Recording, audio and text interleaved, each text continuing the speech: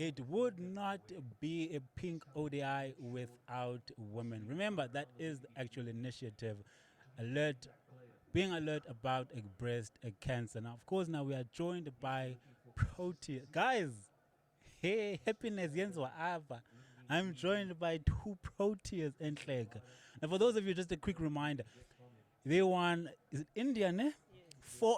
4-1. We have four. They won the series 4-1. Now, of course, unfortunately, last year, but I saw it as a positive that way they succumbed to Australia. Though get via Duckworth Lewis.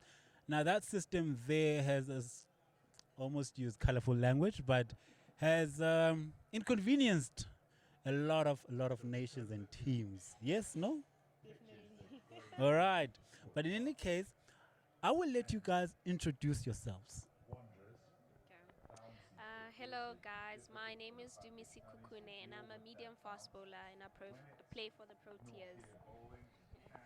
And my name is Laura Goodall, and I'm a left-handed top order batter, and I play for the Momentum Proteas. Just for the record, I challenged you to me. Uba, there are some wickets there. There's a bat behind me. There's a ball. Yeah, Eva, right there. She said she can outdo me. But, okay, you know what? I never backed down from the challenge. At the same time, though I did not actually specify this with Ulara, I will be bowling to her, and I'm sure I can hit a middle stump. Yeah, Eva. Not a chance. we, Not a we chance. said loser jumps in the pool fully clothed. You heard it, guys. And I don't do it better than I don't do it. I do it follow through. But in any case, we leave it at that for now. We leave it at that. I'll start with Utumi. Guys, Utumi, I honestly thought a wicket keeper, but she's actually a medium fast bowler because of her size. Because if you were to see this guy stand, you'll probably see him in a while, in a bit actually. I know I've got a rugby mentality of size, wherever, but in any case, story for another day. But I'm asking, guys, you are here. Wherever, you are here. You chose to be here. You want to be here. Why? Um, I think it's for me. It's just being part of a great initiative that's been done here by the Momentum, and I think it's like just supporting a female that are actually suffering with breast cancer. Alright. Now, well, with you, Laura, guys, please bear with me. I'll always mix this closer. Yeah. I'll have just please bear with me. Do you know of anyone close to you, family, friend, partner, whatever the case may be, whomever, who has suffered from breast cancer or anything, any cancer-related issue?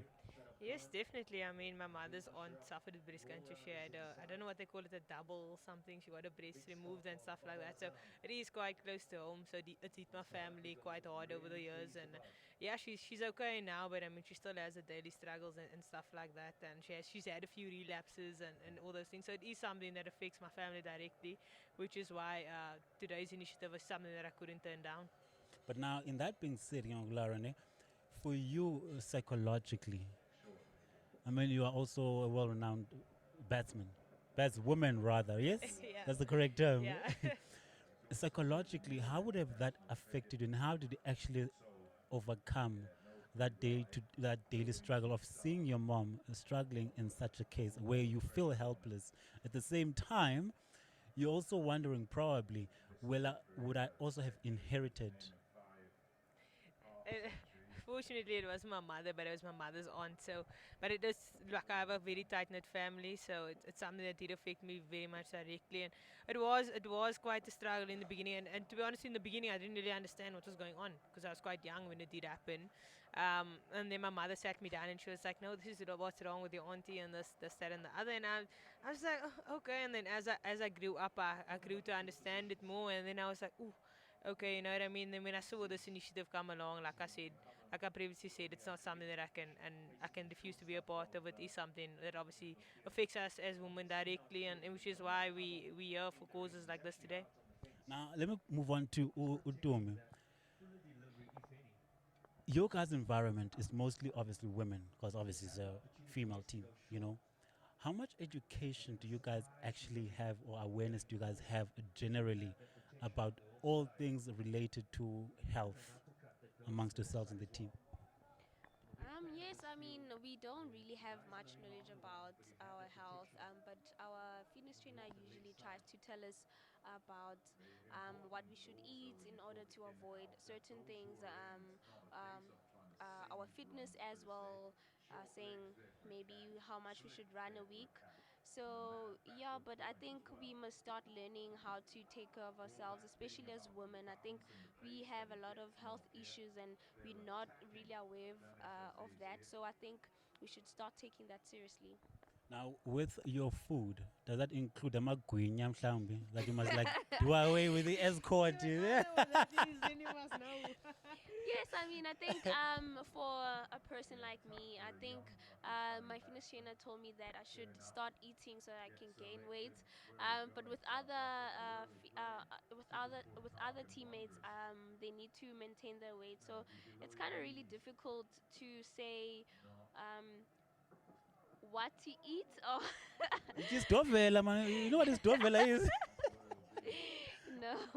Guys, dovela, guys, a mixture of rice, cabbage, potatoes, carrots, gravy.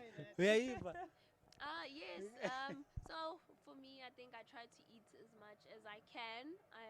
I don't know about the other ladies, but we also have like individual programs and individual diets. So yeah, I don't really know much about other ladies. Now, which brings me back to an earlier discussion with Ulara about, which I was going to ask about your training programs, because as I mentioned earlier about the size, you get me, because you mentioned you want to maintain weight, because guys, Ulara does not does not eat bread or anything of the nature.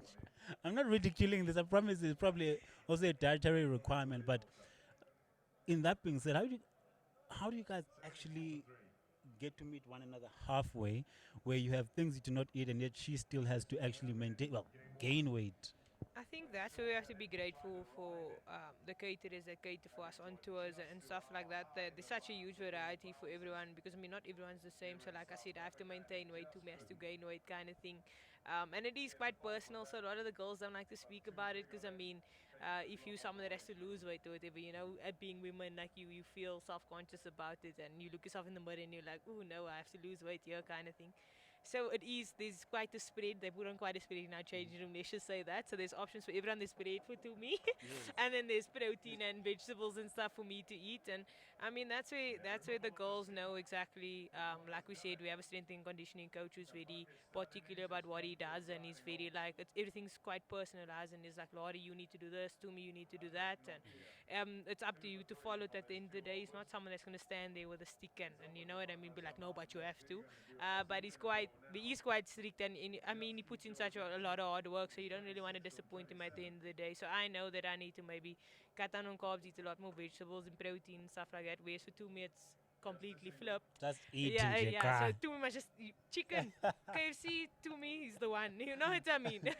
You know what I mean? So if you have like a KFC Kids Yeah. Day again, to me is the one. You can eat all the KFC for everyone. But you know, Right. for me, I'm gonna be like, oh no, thanks. Nice life problems, actually. Yeah, Indirectly, I told nice that life earlier. I problems. was telling earlier, I was like, that's a nice problem. I wish I could eat as much as I can, eat as much as I want. But now, you guys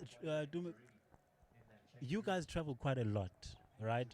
For weeks and months on end. Do you ever pack umngqusho mhlambi? I just have to ask because I mean, like, you know what umngqusho is. Umvubo, for goodness sake. Yeah? And if not, do you always sneak it in? Because surely when you guys tour the hotels and hosts normally ask your dietary requirements and so on and so on. But I'm just curious. Nyan, nyan, nyan. Actually, we wish. Hey, some countries don't usually want us to bring food in their country. I mean, like New Zealand and Australia, they don't want us to travel with food. Countries like India, I think they also allow us to bring food, but like it's not really idealistic because we're traveling for 2 days. Okay. So yeah, it's But now, again, we are back. Okay, guys, I will speak here and there, honestly speaking, because, yeah, I'll leave it at that for now. But in any case, what can you guys then advise for women within your guys' space to take this breast cancer sickness quite seriously? Because remember, is not necessarily limited to women only, our breasts, but for example, Brian was actually mentioning that men also do develop cancer here by the pectorals, I must say, not breast. That's his visa kamnand. Yabon. How much do you guys actually how many how do I how okay, let me rephrase my question. How many activations do you guys do? How often do you rather do them in your travels, spare time, and here in South Africa to empower women and the younger generation following you guys or following in your footsteps? Yes, of course, we don't really do these kind of initiatives, but I feel like it's something that we should be done in like regularly, and also knowing that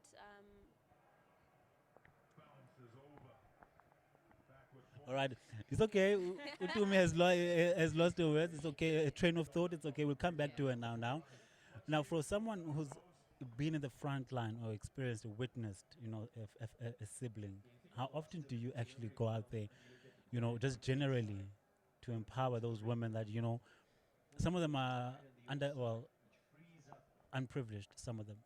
At the same time, they'll look at Tulara and like, Asuka, you can talk all you want because remember, you've got access to money and. I feel like let's just be honest. I might be where I am today, but I started somewhere at the end of the day. So I basically came. I wouldn't say I came from nothing. I had hardworking parents and I had food on the table, kind of things. But there were struggles and stuff like that. So I've seen. Like yes, we've struggled, but I've seen people worse off than me. So I mean, I appreciate the position that I was in back then, and obviously I'm in a better position now. But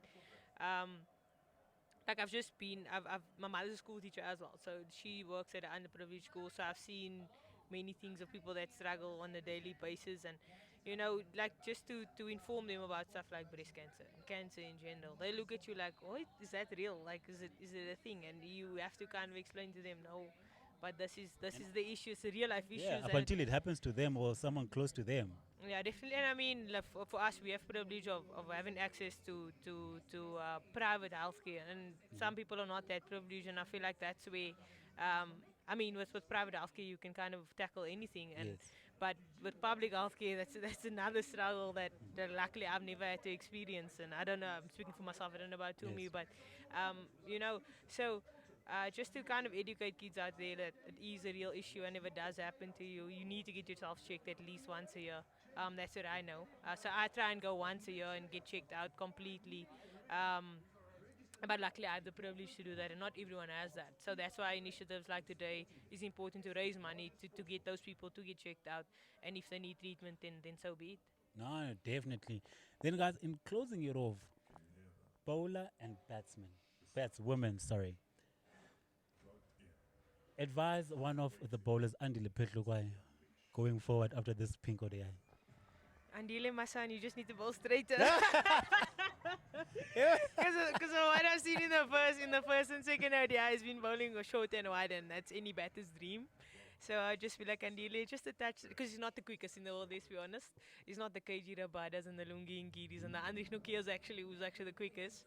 So I would just say just a little bit tighter, and then we'll have no issues. All right.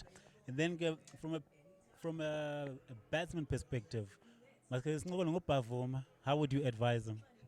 I think Vavuma's been doing quite well recently, and I think he's on form. So I think he must try, like especially with South African cricket, we've been struggling with rotating the strike quite more often. So I think he could actually do that, and yeah, they could maybe get like a runner ball, and we could get to 350s very easily. Eh, optimism, yeah. I short, we're definitely not short of that. Ladies, thank you very much for your time. It was an absolute pleasure. And guys, I've been chatting to them just briefly, and I'm serious about this competitive. One can say it's sort of chauvinistic, but you have to test yourself with the best. Yeah, Eva, you just have to. And Kenabo, they have to prove it. Why? They are the best. Yes, no? Yes, definitely. But guys, that is it from us here on Mash Time. Otherwise, I'll see you next week.